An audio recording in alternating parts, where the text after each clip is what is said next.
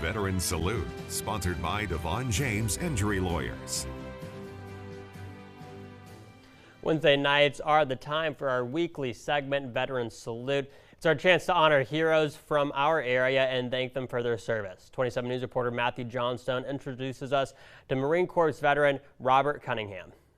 Born and raised in Emporia, Robert Cunningham would go on to see a lot of foreign shores with the Marines. The moment that stands out the most, a change in directives following the defection of an international dictator's family. For the Emporia native, choosing which branch to join following graduation was pretty simple. The Marines seemed like they were interested and seemed like it was a better way to go for me at that time.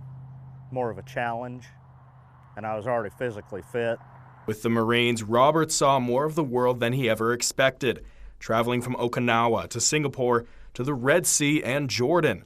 That's when the adaptability of his unit was put to the ultimate test. Ended up spending about a month and a half on the ground in Jordan.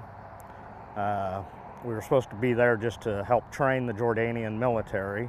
These 5-ton trucks show up and they're loaded with live ammunition, everything that we need to go into combat.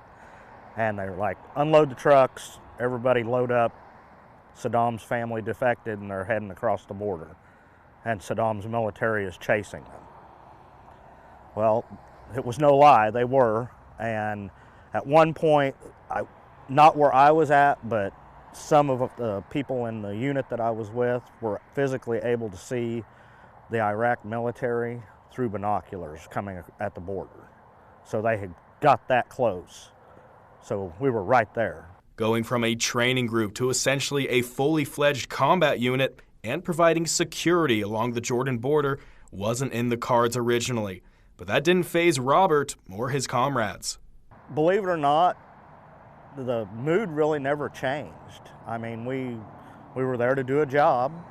Of course, typical Marines, you know, nothing really bothers us, you know. Being in Jordan for that significant moment in history still resonates strongly with the Marine all these years later. I was proud to be there. I was. I really honestly thought I would never get even that close to a combat situation. But yeah, I was proud to be there, you know, and I was proud to be with other Marines. So I figured if it was going to come down to it, I was right where I needed to be. Robert is keeping plenty busy nowadays, working as a road grader in Lyon County. He keeps his military history interest thriving with a World War II reenactment group he runs down in Emporia.